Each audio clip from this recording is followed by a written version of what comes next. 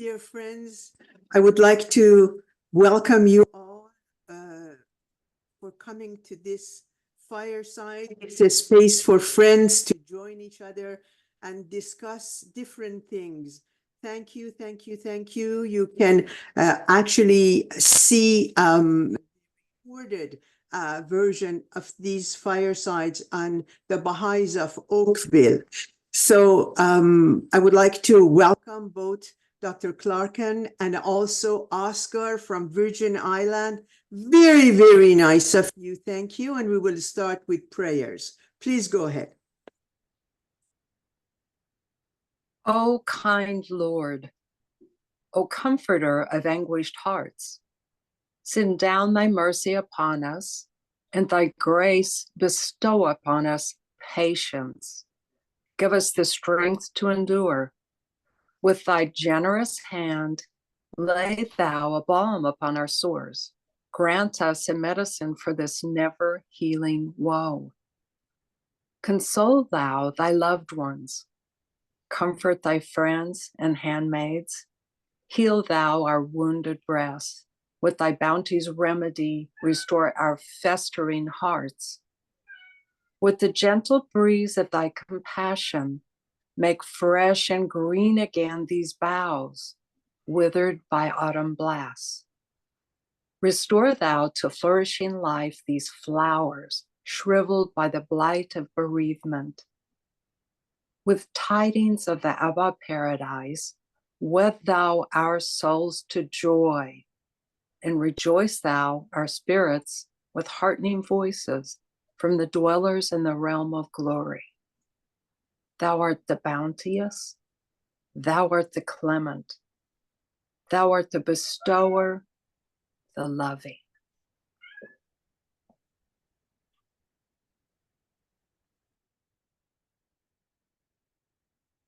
O thou compassionate Lord, thou who art generous and able, we are servants of thine, sheltered beneath thy providence. Cast thy glance of favor upon us, give light to our eyes, hearing to our ears, and understanding and love to our hearts.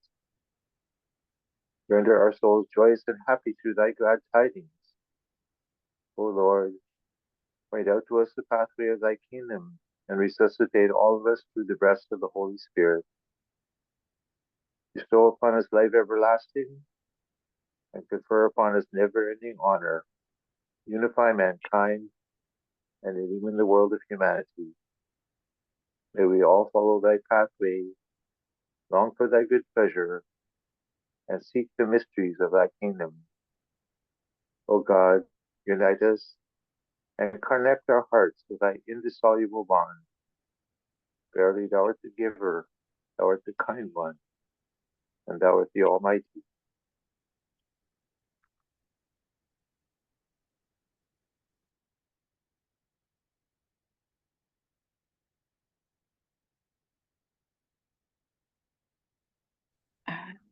This is a prayer for healing. Ton nom est ma guérison, ô mon Dieu. Ton souvenir, mon remède. Ta présence est mon espoir. Et mon amour pour toi, mon compagnon. Ta miséricorde est ma guérison et mon secours en ce monde et dans l'autre. En vérité, tu es le très généreux, l'omniscient, l'infiniment sage. Baha'u'llah.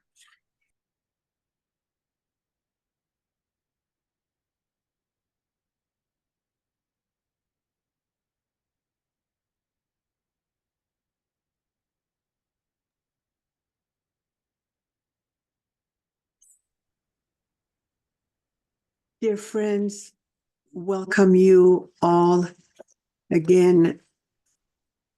Tonight, we have a very, very special discussion.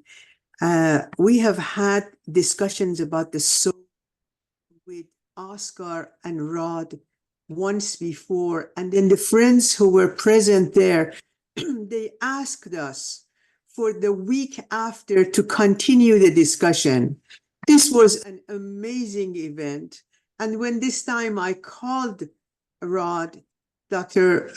Clarken, he said, oh, sure, by all means. Oscar, I'm grateful that you're joining us tonight. And Rod, thank you for being such a wonderful friend. Thank you. Let me introduce these two speakers quickly and then start with the hierarchy of the spiritual worlds and realms. Oscar DeGruy is a youth advocate with over 40 years of experience as an actor, public speaker, workshop creator, a facilitator, and mentor. He offers youth empowerment programs to develop character, self-discipline, and awareness, and increase capacity to effectively deal with such issues as race, very difficult issues, ethnicity, gender, inequality, violence, and substance abuse, helping young people develop skills that lead to personal excellence and positive social change. More power to you, Oscar. More power to you. Rodney Clarken is a friend and is a very dear friend. He has been a teacher in Native American and Tanzanian schools, assistant dean at the University of Detroit School of Education and Human Services, professor at the University of Virgin Islands, and a professor, director, and dean of education at Northern Michigan University. I could read pages about this people, but I know that you want to hear them. So without further ado, please, Oscar and Rod, go ahead. Okay. Most of the information we're going to be covering tonight comes from a tablet of Baha'u'llah called the Tablet of All Food. In this tablet, which I thought years ago was something about my diet or something to do with eating, and it turns out it had nothing to do with eating or food at all in terms of physical, natural, regular food. The food we're talking about is knowledge, wisdom, understanding. That is what Baha'u'llah means by the Tablet of All Food. And in this tablet, many, many scholars have done research on these tablets. And many of them you may know, some of them Masumian, I think Lamdon, Weaver, many different scholars have done research on this tablet. And so if you want to look into the tablet, actually most of this information is online. You can Google Tablet of All Food, and you'll get a whole bunch of information about it, as well as a very specific one, which is Archaeology of the Kingdom of God. That particular one is goes very deep into this subject and concept. Tonight, we're only going to do a brief description of all of these realms that Baha'u'llah describes. And we'll talk about them, and if there are questions, we'll deal with questions about them as well. But it starts off, I think we can go right to it. It starts off with the realm of Hahut. And what we can do is, I just briefly summarized what was in this particular one so that we can have it for discussion. But it's mainly the idea that God is unknowable. When Baha'is say God is unknowable, they're not joking. There is no way for human beings to ever fully comprehend our Creator. We are the creation, He is the creator. The created will never fully understand what created it. And so we don't fully and never will fully, in this world or the next, completely comprehend and understand who and what God is. And so this realm of the world of Hahut describes what this realm is. And I was going to ask Rod to maybe read the first one. Can everyone see this all right on Can their everybody screen? see the words? All right, very good. The world of Hahut. Hahut is the realm of God without attributes, the realm of God unrevealed. The world of Hahut is that in which the unmanifested essence of God is totally veiled. There does not exist upon that ontological level any other being but God. His singularity is total. Baha'u'llah describes this world as the world of He is and the paradise of the absolute unicity. It is the hidden secret where no intelligence has ever penetrated.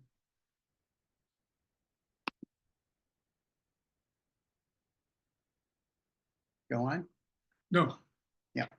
Hahut is in described, I tried to use the analogy of the Baha'i ring, because if you know the Baha'i ring, it has 3 levels of existence. The very top line is the line of God, which nobody, the prophets and messengers, have no idea what is beyond that line. And that line then comes out with the attributes, and the Holy Spirit comes into the second line, which is the realm of the manifestation. And then the third line is the realm of creation, and it's connected by the Spirit. So understanding that even the prophets and messengers don't know what is beyond that top line. All they know is that there's a connection to it, and they have a connection to it. And the next realm below Hahut is called Lahut, and that is where the manifestations begin their existence. The world of Lahut.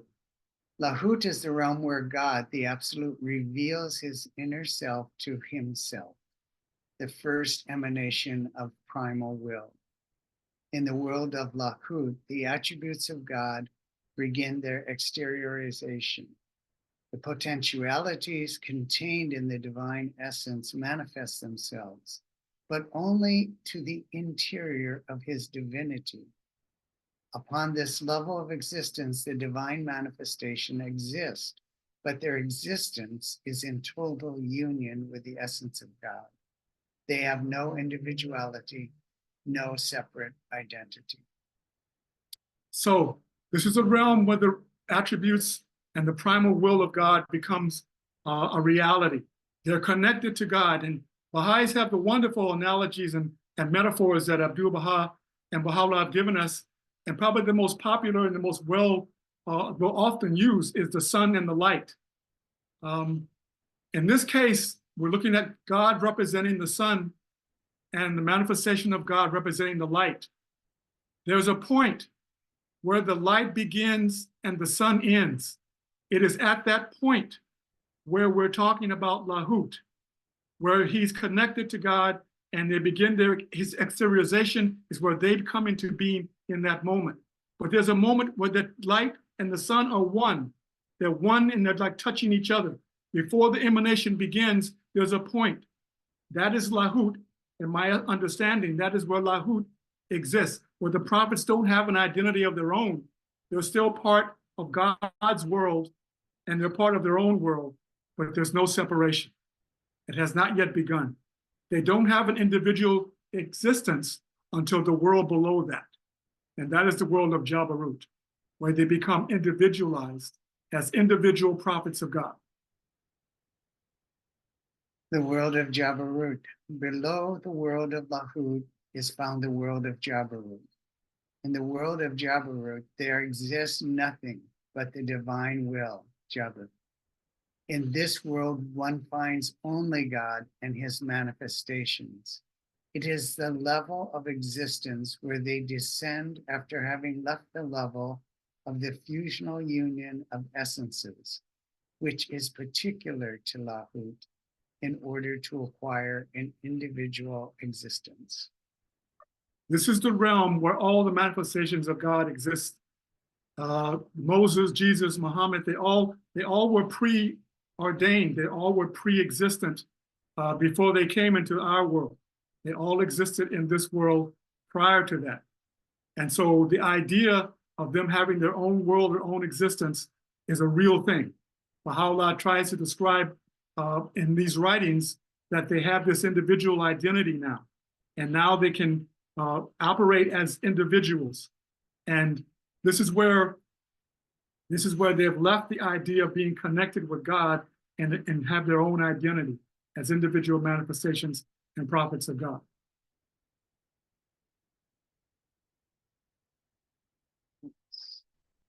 And next we come to the world of Malakut, which is the world of the kingdom, the angelic kingdom. The world of Malakut, which is found below Jabarut, is the angelic kingdom. Baha'u'llah tells us that the world of man, Nasut, is but a metaphorical image of Malakut. Malakut is the destiny, the finality of man. It is the spiritual world par excellence, the kingdom of Abha, the world of souls, where beyond physical death, man pursues his spiritual development in his infinite voyage towards God.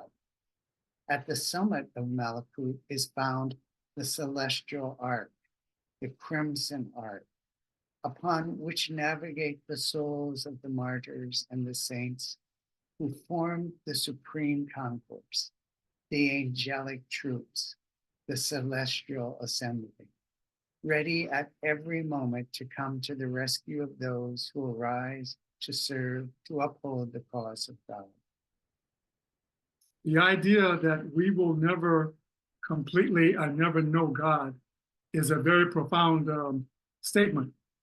And I believe in my Christian upbringing that I was made aware that this was not so unusual, that the manifestation, the prophet, is our connection to God. That is our only connection to God. They are our only way to God is through the manifestation. Christ said these things, Muhammad said these things, and Baha'u'llah said these things, that they are the way. Christ said, I am the way, and no one should see the Father unless he come through me.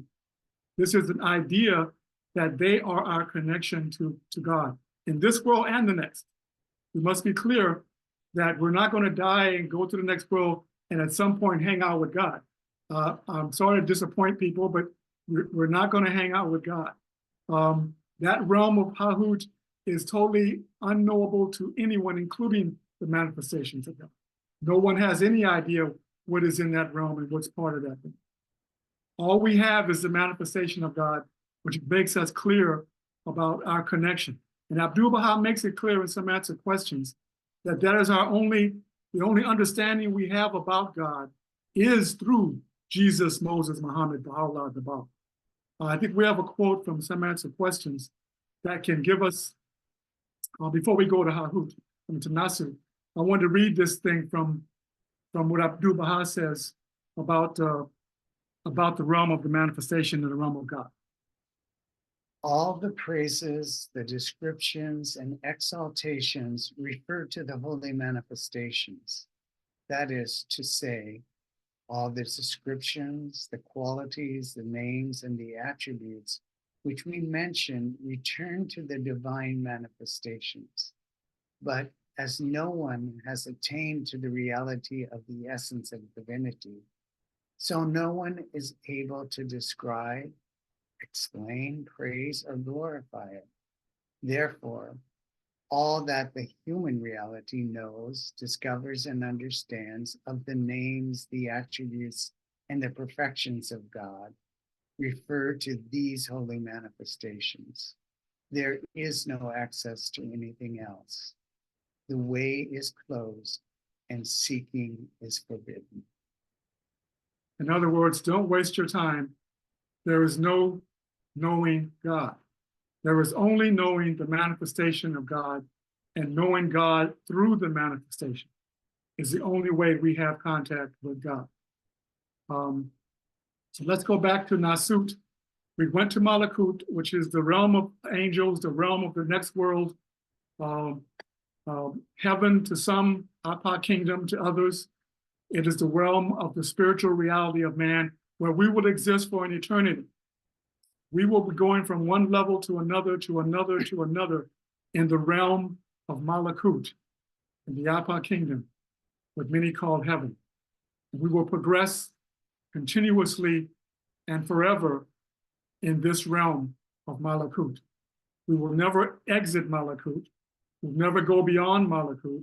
It's an infinite range of possibilities for man's growth in the realm of Malakut, in the realm of Apa kingdom, in the realm of heaven.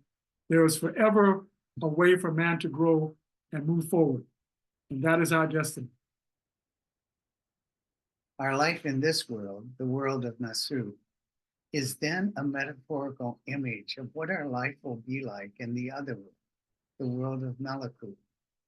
Baha'u'llah explains that the world below Nasu and the world Malakut are not two worlds totally separated from one another, but are rather two parts of one greater world, which he calls the world of creation, or the contingent world. Both are governed by the same laws. The world of Nasut, which is the physical material realm that we live in right now, the world of Nasut and the world of Malakut are two sides of one coin. Baha'u'llah says that they're not two separate existences. The realm of the Malakut and Nasut are connected. It's just like two sides of the same coin. The world of creation, the contingent world, is a created existence. Those other realms of Jabarut and Lahut and Hahut, these are not created. These are manifestations, you can say, emanations of God. Whereas we in this realm, the physical realm, and the world of the angels, the world of heaven, the Apa kingdom, are created by God. We are created only at the bounty and grace of God. We only exist because of God's grace and bounty. That is why we exist at all. And so we have to understand that the next world is not far away. The next world is right here with us now, but there's a veil that we're unable to see beyond the physical. We're not able to see into the spiritual world. The only example we have of that world is the dream world, where Baha'u'llah says and Abdul Baha say that we walk and talk, see and hear, and behave as we normally do in life, but we don't use our bodies. It is the example of the next world without actually going there. The dream gives us a glimpse of what this world will be like. Everything in the material world exists in the spiritual world, and everything in the spiritual world exists in the material world. They have a version of themselves. There's a version of everything we have in this life. There's a spiritual version of it in the next life, and vice versa. So there is no real separation between the worlds. The worlds are really part of one reality. The dream, in a sense, is a connection between both. And Abdul Baha makes it clear that when we dream of someone who's passed on, someone who's died, that we have been with that person, that person has come from the other realm to join us in the world of dreams, and we've come from our realm to join them in the world of dreams. And we have a connection that is real in that world, the world of dreams. But that is our only glimpse that we have, the only understanding we have of the other realm, the realm of Malakut. That is the only example we have is the dream. And we understand it because we know that we can function, see, hear, walk, talk, and behave as we normally do, and never use our bodies. Our bodies at home, in the bed, dead for hours, 8 hours, probably 10 hours, whatever we sleep, and yet we're walking around in Paris, France. And then Baha'u'llah says sometimes, maybe 10 years in the future, you'll have the same experience you had in your dream. You'll have it in real life. We call that deja vu. Baha'u'llah says you transcend the limitations of time, go into the future, come back to the present, and then live to have that experience all over again. So we have examples of this experience. We have examples of our spiritual nature. We cannot know completely, absolutely, what that is about. He let one person see the next world, and they could not stay here after they saw it. His name was Zabid. And he was given a vision by Baha'u'llah to see the next world and wasn't able to stay in this world. Once he saw it, he grew more and more closer and closer that he could no longer stay in this life, that he had to give up his life here in order to be in that life. So no one else has been given that opportunity. Obviously, we'd all be committing suicide if we could see the next world clearly. We wouldn't want to be here anymore. we'd have no desire to be in this material life. But our goal is the next world, the spiritual world. That is the whole point of our existence, is to go into this world of Malakut. And presently we're in, as I said, the world of Nasu, the material world, the earthly world. And that the universe itself has multiples, and we don't even understand that. I'm not sure if I brought it up in a previous conversation, but did we talk about the tablet of the universe the last time we spoke? Did that come up in our conversation? The tablet of the universe? I think we can repeat that. No problem, Oscar. Go ahead, please. Well, I want to say that the tablet of the universe, like all these tablets, the archaeology of the kingdom of God, the tablet of Baha'u'llah, the tablet of all food, and the tablet of the universe is online. If you have your phones, all you have to do is Google tablet of the universe /Baha'i, and the tablet shall come up. And a lot of these tablets, these provisional translations, the House of Justice has allowed them to be released now online. And everything that I'm talking to you about right now wasn't available years ago, but now it's available, and you can read them. If you just Google the titles, you can look at them and see them, and you see the entire tablets of Baha'u'llah if you Google those particular names. Did anyone Google the tablet of the universe? Can someone do that? Did anybody find it? I'd like someone to find it. Yes. Yes, I have it. You have it? Okay, here's what I'd like you to do.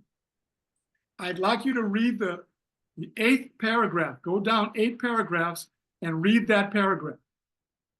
Has everybody else found it?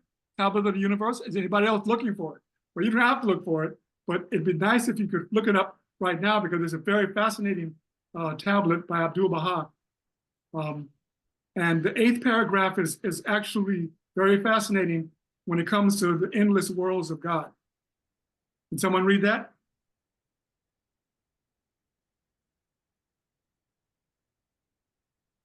Anybody? I have it in Arabic, and then also my Oh, eyes yeah. are good. I cannot read. Arabic, that's not Even going to help. English, my eyes are closed. I can't read it. Sorry. Does anybody have the English version? Yes, yes. Which paragraph are you referring to, Oscar? Paragraph 8. Okay. Count down to 8 paragraphs and read that.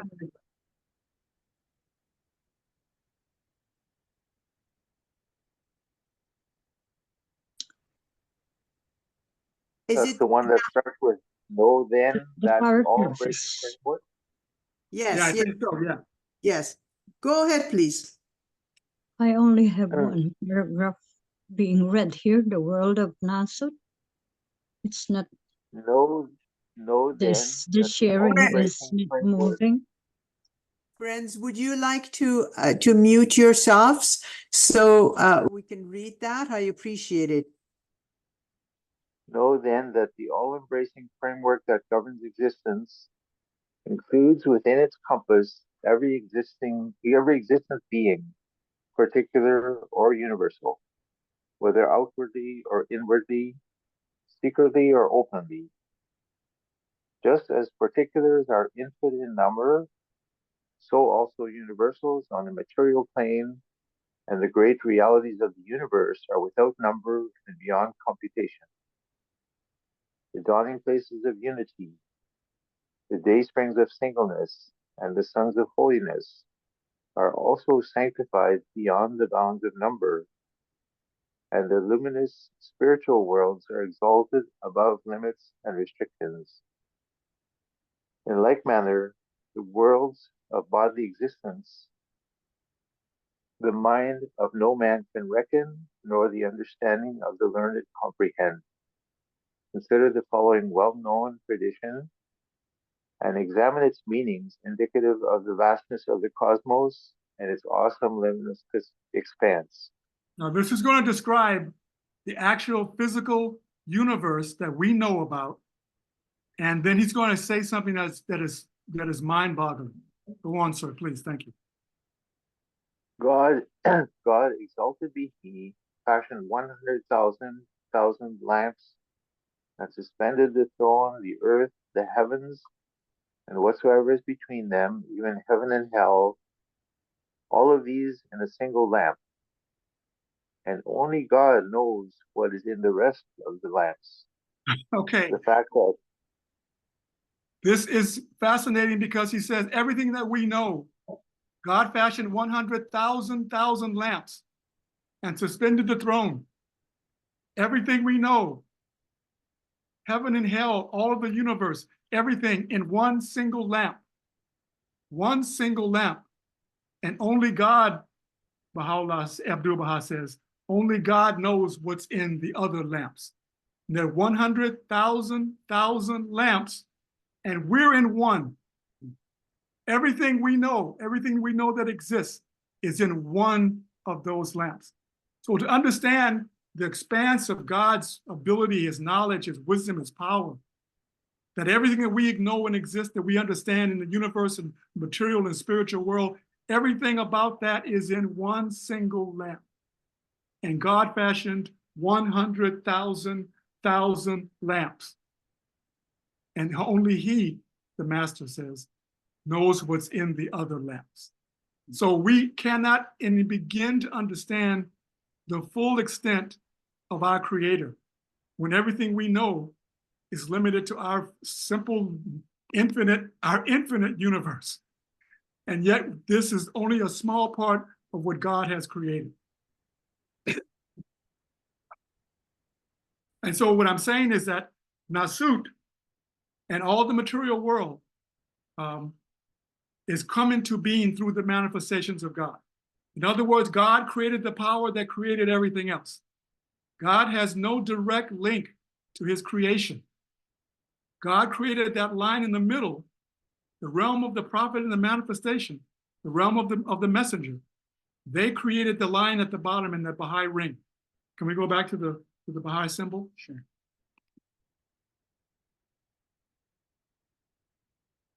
Primal will, the prophet of God, the will of the manifestation, is that line in the middle. We are the line at the bottom. God is the line at the top. God created the line in the middle, and the line in the middle created the line at the bottom. God has no direct connection even to his creation. It only exists because of the manifestations of God. They brought everything into being.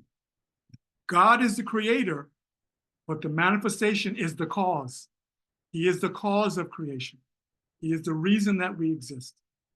God created the power that created everything else. That's the reality of things that we had, that he has. And I think it was Ibn Arabi, the great scholar of Islam, who taught that there were only two realms, the world of God and the world of man. And Abdu'l-Baha wrote an entire treatise on the idea that there was a third, that there is a realm in the middle between God and creation of man. And that realm is the manifestation and the messenger. And that realm is responsible for everything that we know of and that everything that exists.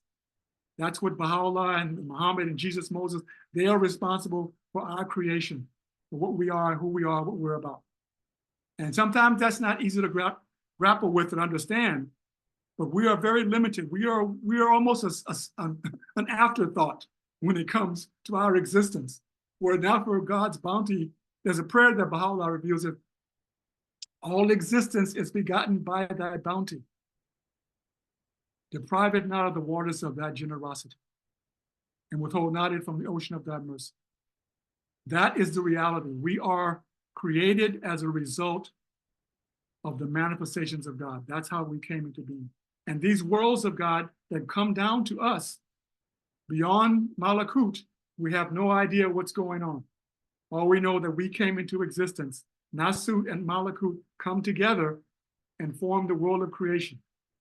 And it's an infinite creation, both spiritual and material, infinite, and yet limited to our one creation.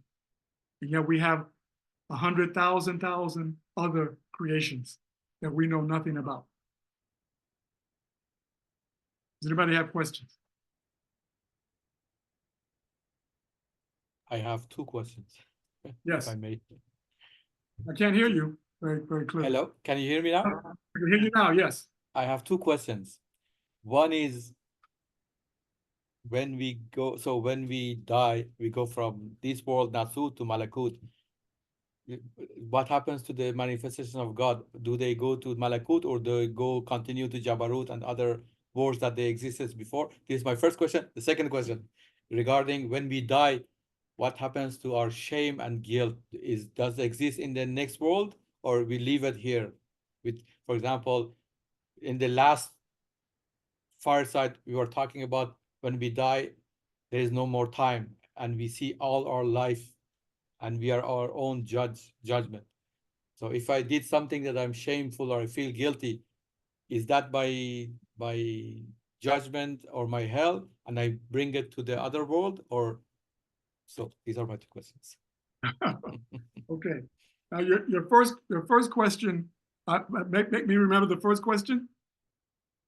Sure. First So question. when we die, we go from this world to the next world. Is the same from Yeah. from Lahut to Manifestation. Malakut. But what about manifesting God?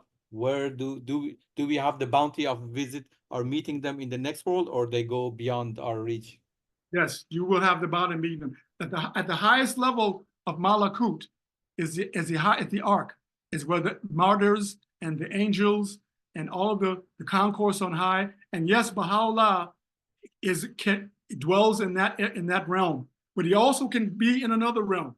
In other words, you can understand what is below you. You don't understand what is above you. So everybody in the next world will gravitate toward those like themselves in the same realm. And those that are above them, they won't fully understand them. They'll know they're there, but they won't be able to fully comprehend them. And there'll be those below them that they can fully comprehend. They'll understand, but they won't understand that which is above. And yes, Baha'u'llah will be, and yes, they can come visit us. We cannot go visit them, but they can come and visit us. And yes, we can have access to Baha'u'llah and the Master and the Guardian. They'll all be there, but we won't be able to at will go into their neighborhood. I think of it like a neighborhood. You can't go to their neighborhood. They can come to your neighborhood, but you can't go to their neighborhood. There's a gate there that says you can't get in. They got guys guarding the gate. You can't get in. So I will be at level 1, and for eternity, I need to go to level 1000 to have the bounty of yeah. being You present. continue to progress until you get to hopefully to the concourse on high, where you're at the very highest level of Malakut, and there'll be you're constantly developing. And no, you don't take any bad with you to the next world. You leave all of it behind. You become conscious of everything that has happened, yes, but you're joyous, you're happy to be free of this world. This world is a world of pain and suffering, the Master says. You'll leave it all behind.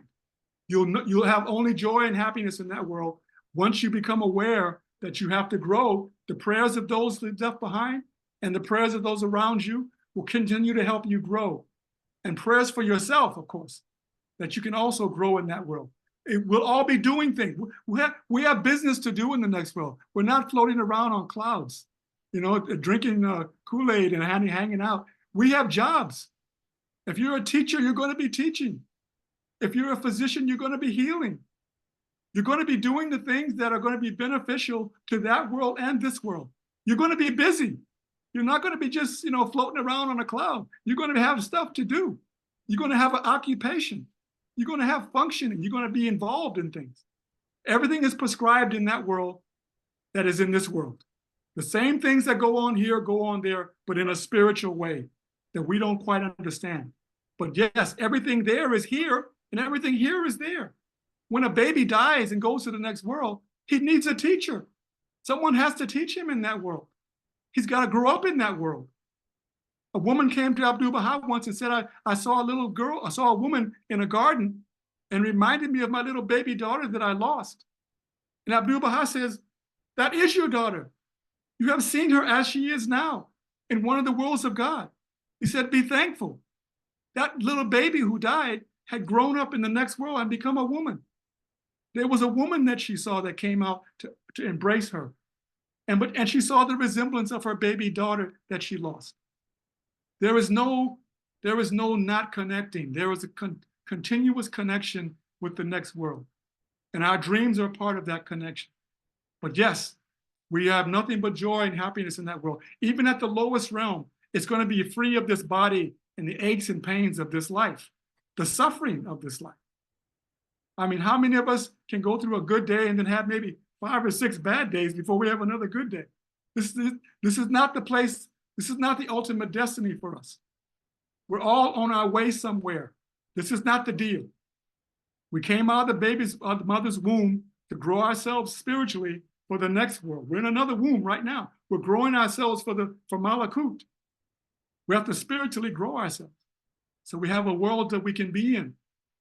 And if we don't grow ourselves in this life, then we're going to be crippled in that life. Like the baby without an arm or hand can't go back and say, Mom, I want my hand. I didn't grow up when I was in the 9-month world. Well, you're going to be deprived of a hand your entire existence in this life. Now, thankfully, in the next world, if you come in there not fully grown, there'll be prayers and you'll be able to pray for yourself and others can pray for you, and you can work your way into a conscious understanding of what you need. But why not grow yourself now?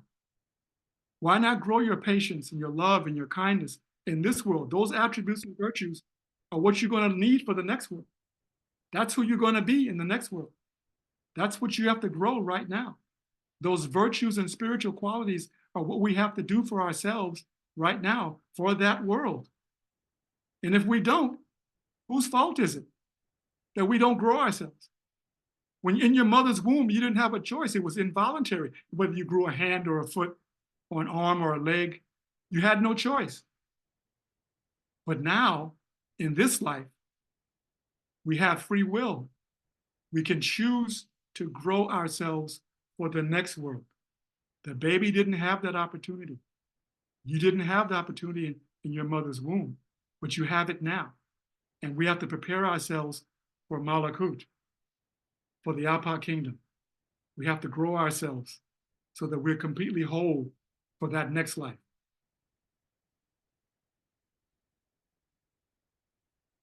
Did I answer your question, kind of? No, they did. So that means our regrets. You leave the regrets behind. There's nothing to regret. No, Don't worry. You're going to be happy. You're going to be happy. You're going to have family and friends waiting for you to arrive. There's going to be a party. Everybody's going to dance and sing and have a good time. There is no worrying about this physical material world. You're going to leave it behind. It's going to all be left behind. Rod, I have a question here. I mean, there are good people and there are evil people here. And in form, the soul, of course, is free of all these things. It's the human body that commits the evil. I understand that much. But you have to prepare for the eternity, for the journey that we have ahead of us. So when we do evil, there has to be some punishment for that, for the evil that we have done in this world. We come here from the womb innocent, and then we grow up. Some of them become evil because of society, because of whatever reasons. But we are not preparing ourselves for the eternal journey. So there has to be something there for the evil person. How does the Baha'i teachings tell us about the concept of hell and heaven? What is that? I'm trying to understand. Well, first of all, Mr. Khan, thank you so much.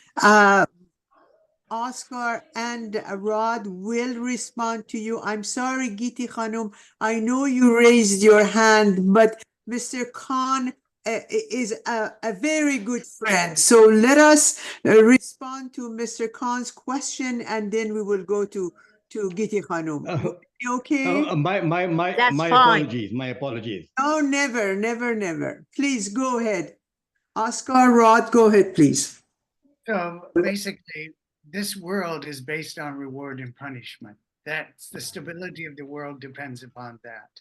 And that is going to affect us also in the next world. So that what we do here does have an impact on the next world. But the evil, and there is evil, that evil are Satan or the devil or the evil whisperer, whatever people have described that, in the Baha'i concept is our ego, is our liberty. We have basically two natures. We have this physical nature that we can see that is very evident to us. And then we have this spiritual nature, which isn't so evident to us. And part of the mystery of our being on this planet is that being in this physical body is the ideal instrument, and being on this material world is the ideal instrument for us to grow. Just like being in the womb of our mother is the ideal environment for an egg to go in 9 months to become a human being that can, when it is born, it has the eyes and ears and mouth and nose, all of the things that it needs in that next world. It follows the DNA, which is given by God. It follows that genetic code. It's a 4-letter code. And if they read that code, you come out with these where they should be, everything is working. And then in this world, you develop them. But the purpose of this world is very similar. We have a spiritual soul that has eyes and ears and arms and legs, and it's been implanted, or it's been associated with this body, which has all of its desires, all of its ego, its selfishness, all of its what we could call evil. And it's because it's in that, connected with this, that soul has to work and to overcome these desires and these inclinations, that it can develop such strength. It can develop love. If it didn't have this, in the next world, love is going to be easy. All of those things. You'd be like in a state of weightlessness, just like we develop our physical muscles in this world by working against gravity. We develop, this body is our gravity. If we didn't have this body, we couldn't develop so rapidly. Like in the womb, we go from a cell to a human being in 9 months, which is basically covering millions of years of evolution in 9 months. We go from a 1-cell creature to something like a worm, a germ, a fish. We go through all those stages and are born a human being. In this world, in the how many other years we have, 50 to 100 years, we can go through all the stages that are necessary for us to be born into the next world. So our hell is going to be that, and our regret in that world is going to be, oh, I should have developed those things. Now, because I don't have the body and I can ignore that spiritual realm, I realize that I am blind, I'm deaf, I'm dumb, because I didn't learn how to to develop that spiritual language, to develop the actions and the capacities for love that are going to be what you need. And here we get to do it gradually. And one of the metaphors that the faith gives us, because as Oscar says, this world is a mirror of the next world. We are part of the same world. It is the tree.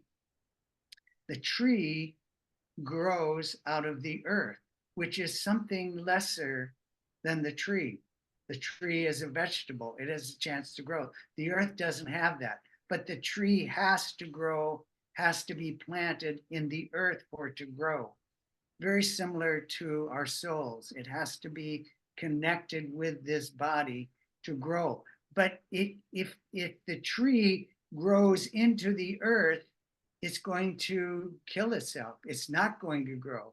The branches have to go out from the earth and aspire to the light, just like our souls cannot remain attached to this body and this earth.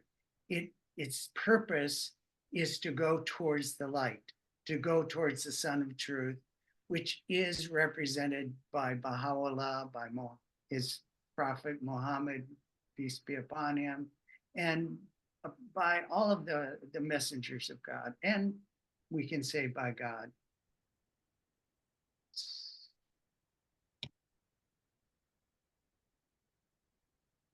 So I hope that isn't too much.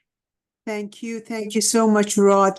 I don't know if Giti Khanum still has a Yes. question. Okay. Also, could you, Rod and Oscar, could you later read what is written in the chat? There is, if you would like to respond to that after Giti Khanum. Please go ahead, Giti Khanum. First of all, I want to thank Mr. Oscar, Mr. Rod for the magnificent talk.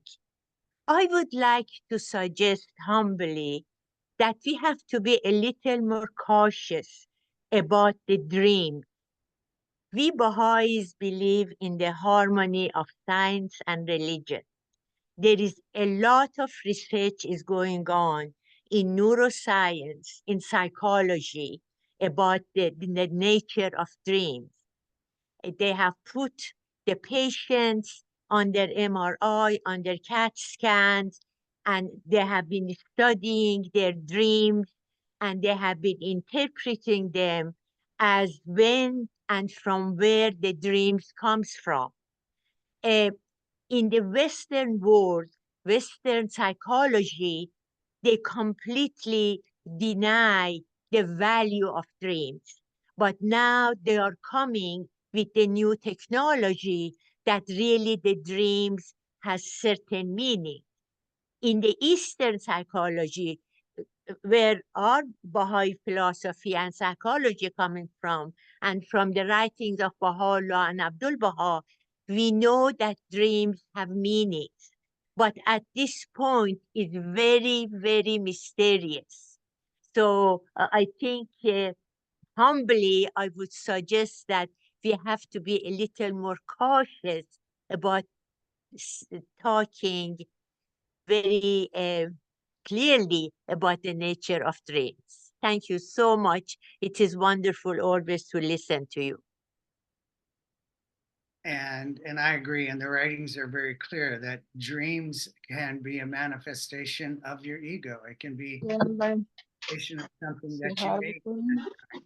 So dreams have different levels. But the point is that in the dream world, we are not using our physical sentence.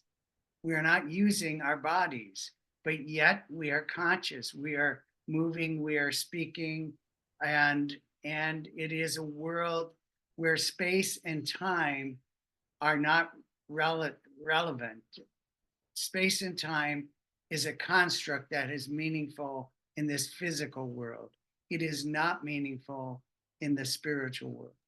And the dream gives us an example of how we can transcend that. Not that the dreams necessarily have an accurate meaning or something, because sometimes they're just an expression of our own lower selves manifesting themselves. Thank you so much. Thank you. Thank you, Oscar. I was thinking about the question earlier about the next world and evil. And one of the examples that I've come across is that right now it's getting dark outside. And if I open the windows and the curtains, the light that's on in the house goes out to the garden. It goes out the window. As long as the light is on, the darkness can't come in. So darkness is a lack of light. Darkness is the absence of light. Ignorance is the absence of knowledge. There's not the power in the existence of evil itself. It's the lack of good. That's how evil exists. That's how darkness exists. That's how ignorance exists. It's a lack of something. It's missing something. It has no power of its own, except when there is no light, the darkness will seep into the room. When there's no knowledge, the person will behave in an ignorant way because they don't have knowledge. But you don't know what you don't know. You don't know what you don't know. So therefore, you arrive at these various conditions and states, not knowing what you don't have or what you didn't grow. You may come to a conscious knowledge that you're missing a lot of stuff, but you don't even understand exactly what the stuff is you're missing because you didn't grow any of those things when you had the opportunity to grow. So I'm saying that this is a lack of something, this lack of good. Evil is the lack of good. Darkness is the absence of light. Ignorance is the absence of knowledge. It's the missing piece of your existence. That when you arrive in the next world, you'll be deprived of something, of knowledge. You'll be ignorant of so many things because you didn't gain that knowledge when you had the opportunity and you had the free choice and the will to learn and know what you should learn and know. And there you'll be deprived of it. And yes, you'll realize that something's wrong and you missed out on a lot of stuff, but you're not even sure exactly what that is because you didn't have an opportunity to learn about it when you had the opportunity to learn about it. So I'm thinking that we have to understand that if we're missing something, it's like if you're missing an arm, when you're born without an arm, you can't go, yo, mom, give me my arm. I didn't get my arm when I was in the, you're not going to have an arm. While you're in this life, you're not going to have it. And when you get to the next world, you're going to be deprived as well of a spiritual arm that you didn't grow. But because of God's kindness, his bounty, his grace, you will have the opportunity to grow. Even though you deprived yourself of your wholeness, you'll get the opportunity to grow in that world.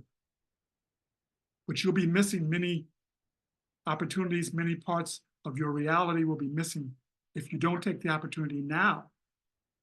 It's the only time we know for sure we have free will. We have a choice right now. It's the only time we know for sure. The baby didn't have it. In the next world, we can't do anything. You cannot cause harm to someone in the next world. You don't get to go around doing evil things to people. It's not going to happen. You don't have that kind of free will in the next life. You have it here, and this is the only here we know about is right here.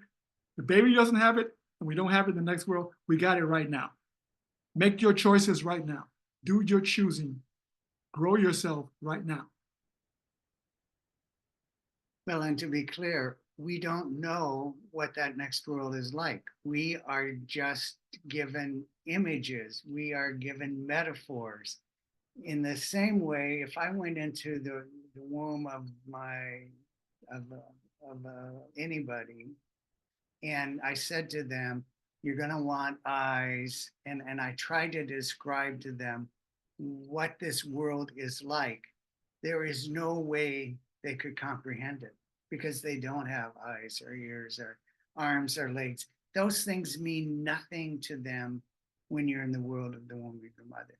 So the only way we can talk about this next world is metaphorically. We use examples from this world. And so when we say things will be, it will be like that, but it won't be this. We don't have the language to speak about it in that way.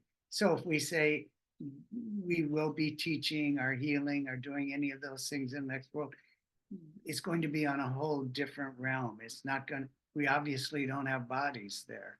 So what are we talking about? It is going to be on a spiritual realm. And so we're speaking metaphorically. Well, I was thinking about the arts and sciences that are influenced by the souls of the other world. Everything in this world that is created, creativity, the arts, the sciences, they're inspiration from the other world that allow it to happen in this world. So there is some kind of version of what we need in that world, in this world. And the idea, and I agree with Rod, that the extension of what we're going to be in the next world, we can't even imagine. Abdu'l-Baha says that the leap between the womb and this world is huge. The baby in the womb compared to this life, imagine trying to explain to a baby how incredible it is going to be out here. And then once the baby arrives, it's a huge development. I mean, you got cars and houses, and I mean, you spent 9 months in a little dark world, and you come out into this light and all this stuff going on. Oh my goodness, it's amazing. You know what Abdu'l-Baha says? That the next jump to the next world is greater than the baby coming to this life. It is a greater leap. When we arrive there, it'll be greater than the baby coming here. So I'm just saying, it's all good in the next world compared to this world. If you think about that, even though the worst person in the world is going to have a much better time in that life than they have in this one. It's going to be that big of a difference to jump into that world. I mean, I can't wrap my mind it boggles my mind that it's greater than the baby coming here. I can't even, I'm speechless. I can't even talk about it. I can't even imagine how it could be greater than a baby coming to this world, our going to the next world. But it's that much different and that much better and that much further along.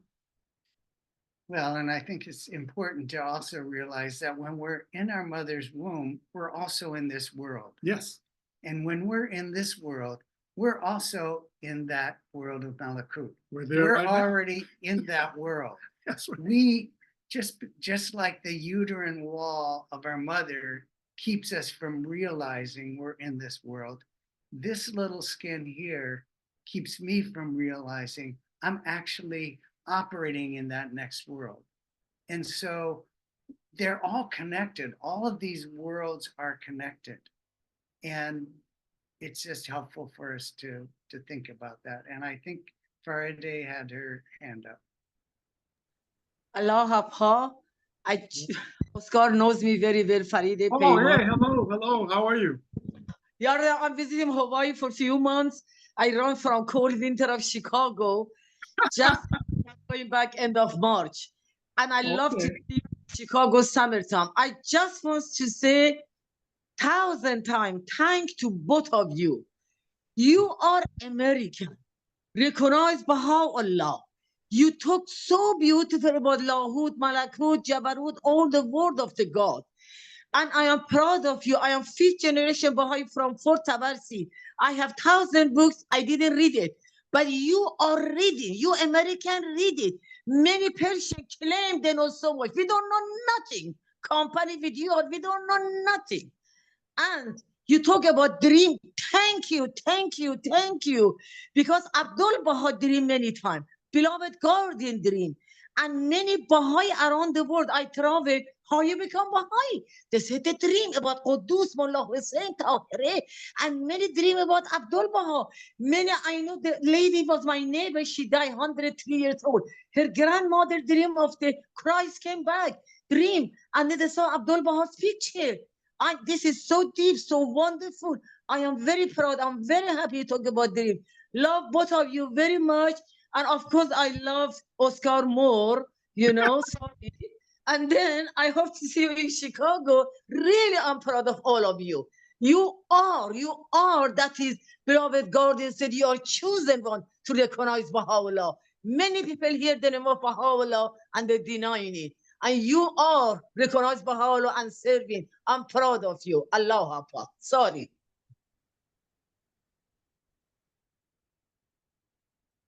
I have Finish. I have a There's quick a little question. prejudice about her friends. Just a little bit. Quick question. You were talking about the baby, you mentioned babies and things like that. When the baby is born, they are like for the first few hours, few days, or few months, they are almost blind, deaf. They cannot recognize this world fully. The same thing when we pass to the next world. Our soul must feel the same thing, like to be, because of the light, you're going to be blinded, like we have like in between both worlds. Like, for example, in the Baha'i faith, we said we don't cremate the body. Why? Because we don't know exactly at which moment the soul's connection to the body is cut or something. So how is it working? When we die, like, when I die, and suddenly I'm in the world and jumping around, or it's going to take me time to find my way around? I studied a little while back. I studied the NDE, the near-death experience. Many people have had these near-death where they die and they come back, or they're resuscitated. And many of them talk about their experiences when they were technically dead. Many of them can tell the doctor and the nurse what they were saying. Some of them wander down the hallway and to the nurse's station and listen to the nurses for a while. And they can tell the nurses when they resuscitate what the nurses were saying. So there is a transition part. You're right about that. A transition into the next world. And I didn't want to bring it up because it's a whole nother conversation. And I'm not going to get into it even if we want to. But Sheikh Ahmad and a few others, including even Baha'u'llah a little bit, talked about Barzakh. Barzakh, which is an intermediary world between this world and the next world. And we're not going to get into it, but there is a realm that exists. And sometimes the scholars have talked about this realm where we're not quite ready for the full next world. We have a little transition, a non-physical Nasut. They call it non-physical Nasut, which is a realm between realms. The Catholics call it purgatory. And so in describing purgatory as being this intermediary world, I looked it up and I studied a little bit about it. And yes, there is confirmation that there could be, for those not quite ready for Malakut, you get to go into this Barzakh kind of like world. It's Huquelia, they call it also. There's a number of names for this place that you transition to the next world. But that's for another time. We're not going to get into it too deeply tonight because it's a whole nother conversation. Yes. The thing is from this world.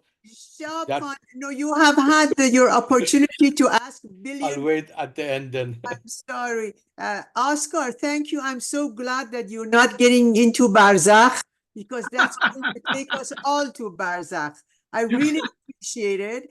And Shahlujun, if you permit me, I would want to ask Victoria to ask her question first. She's a guest and of course, you're a sabkhune. So if you would let me, Victoria John, where are you? Let us see your face if you don't mind. Go ahead. Sure, go ahead. Hello. Hi, my question is, are we responsible for other people's happiness in this world? It can be tough when you have a loved one that is, let's say, in a depression, and you do everything you can to teach them how to be with God and see the light and be grateful for what they have in this life, but yet they are still stuck and they have a cloud over their heads. And I'm just wondering if we are responsible for others in a sense that we really want to help them, but it's not helping. I would just say very briefly, no. I think we need to do what we can. And even if we're that person that has that cloud overhead, all of these are tests. All of these are opportunities for us to grow spiritually. So part of, dealing with other people is, number one, you have no control over other people. Number two, your job in life is to develop your spiritual qualities. Now, interestingly, the more you focus on yourself and try to come to know yourself, the less you'll actually develop and come to know yourself. The more you try to know God and to serve others is how you actually develop your spiritual qualities. But to take on somebody else's test and such is not your responsibility. You do need to trust in God. You need to rely on God. You need to turn to God.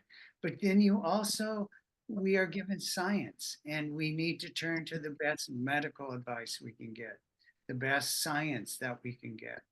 And we also can turn to the best social services. But in the end, we have to, we are responsible to God for one person only, and that's ourselves. Thank you. I grew up in a very hardcore neighborhood. I had friends who were gang members. I had friends who did drugs. I had friends who did all manner of illegal behavior. And as much as I tried to encourage them to do better, they had choices to make. Now, if one of my friends, which also was a mentally ill friend, but he wasn't responsible for his illness. It wasn't his fault that he had mental illness. And therefore, all we could do is help him as much as we could. And thank God he wasn't going to be in this world forever, because that mental illness won't exist in the next world. And I know we don't want to think about dying in the next world all the time, and that's the answer to all our problems. In a way it is, but while we're here, we want to relieve as much suffering as we can. We want to help people as much as we can. But we can only help them as much as they're able to be helped. And we can do as much as the science will help us to help them. What drugs or therapy can do to help them. Depression is one of those areas of mental illness. And it's hard to watch people. It's hard to be with people who are suffering.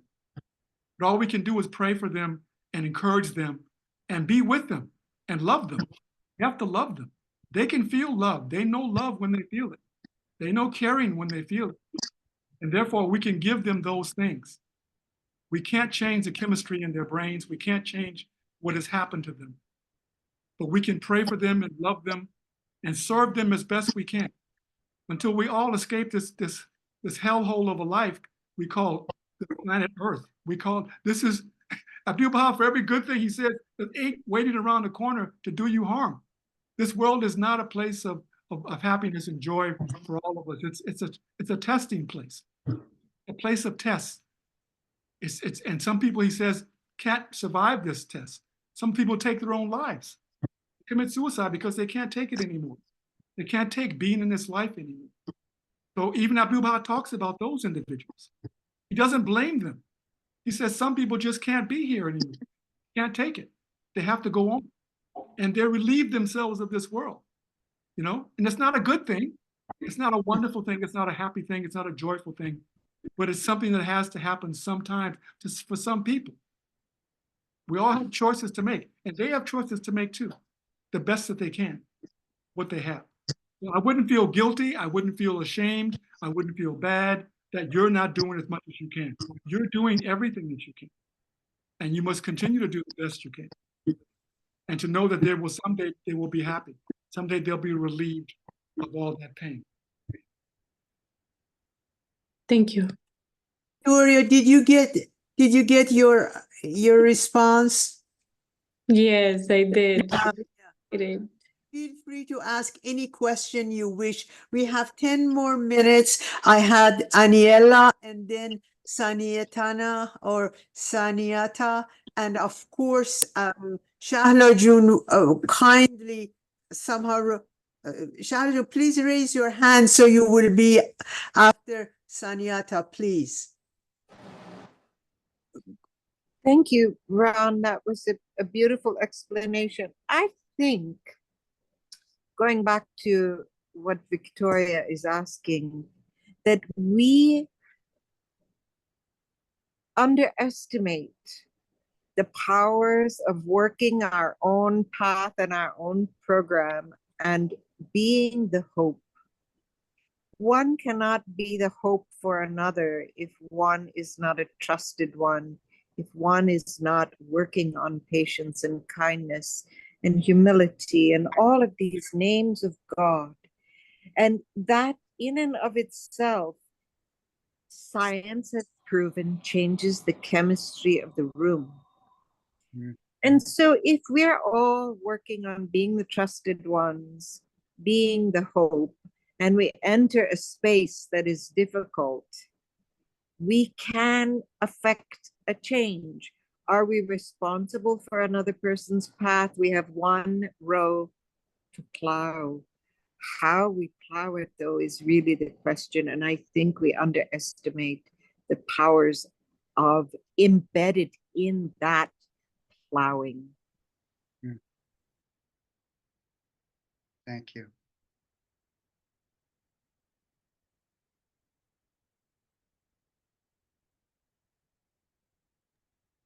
Thank you very much. Sanyeta, please.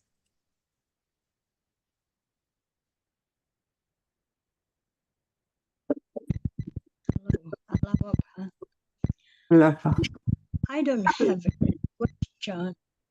I just wish to acknowledge Oscar and Dr. Ron for the very good delivery explanation of, especially about the world of the material world, the spiritual world, and all that. And I just wish to share that, recalling how they were explaining, especially Oscar, that I have read before that if one dies and hasn't asked any forgiveness, maybe he has sins, it is Abdul Baha who said that that's why we have to pray for the souls of those who are dead, for the remission of sins. And I think that is strengthened my reading and understanding that really it is important to pray for those who have passed away, our loved ones. Thank you. Thank you. Absolutely. Absolutely. Thank you so much. Now, well, we have a few more minutes. Shahrajun, please go ahead. Yes, thank you so much for the presentation. I think sometimes humanity reminds me of my children when we took them around the world. Wherever we were, they were not enjoying it. They were always thinking about where they were going to go next. I think one of our biggest problems is that we don't enjoy the moment. We don't live in the moment. We complain about the past, and we're constantly thinking about where we're going next. I think one of the reasons we are not as happy as we could be is that we are not in the moment. And I don't believe that babies in the womb are unhappy, dying to move to the next stage. I think they're enjoying that development. And I think we need to enjoy this development, nurture ourselves and nurture others, make it the world that Baha'u'llah is asking us to make. This united world, this joyful, happy. Abdul Baha constantly said, be happy, be happy. I think if we were happy, we could make others happy. And if we are joyful, everything we do doesn't become a chore. It becomes a wonderful thing that we want to work with. So I think let's live in the moment and enjoy the moment and make it the best we can. And then when we get to the next world, I know when I get to the pearly gate, I'm going to have thousands of questions of St. Peter. And my husband used to say, I hope nobody's behind you because there'll be a huge lineup. And I believe in pink clouds. And I believe that I'm going to be sitting on these pink clouds with my sweetheart for eternity, doing different things. You know, I don't see sin. As you mentioned, I don't see the darkness. I turn on the light. The light is always there to turn on. So it's a wonderful thing that you went through those different stages of the life or the worlds of God. It truly gives us an outlook onto what we are enjoying now and looking forward to. Thank you for your talks. Thank you, Shahrajun. We've missed you for a long time. I hope you'll come back home soon. Friends, it's 8:30. We allocate the last 30 minutes of every fireside for a devotional. If there's no more question, we can start our prayers. But if there are questions, please go ahead. Oscar and Rod, I don't know how to thank you. I don't know how to thank you. If I had left Shahab, he would have gone, continued this discussion till I have a morning. question. No, no. Next time. No, Shahab, next time. So I wanted to welcome Mr. Taherzadeh. Thank you. I know that sometimes you join us late. Also, Dr. Mazloum, please. Thank you. We appreciate you coming. This is the first time. Tara, we're very glad you're there because you're going to start the prayers. And Behzad, thank you for staying till the end. Now, if friends have a very quick question other than Shahab Khan, you're more than welcome. I have a second. Yeah, go ahead. Can you say to Agha Mahboubi, I love you? Mr. Mahboubi, Aniela, who is loved by almost everyone in this world, says that she loves you. I don't know who you are, but if Aniela says that, God. So I'm going to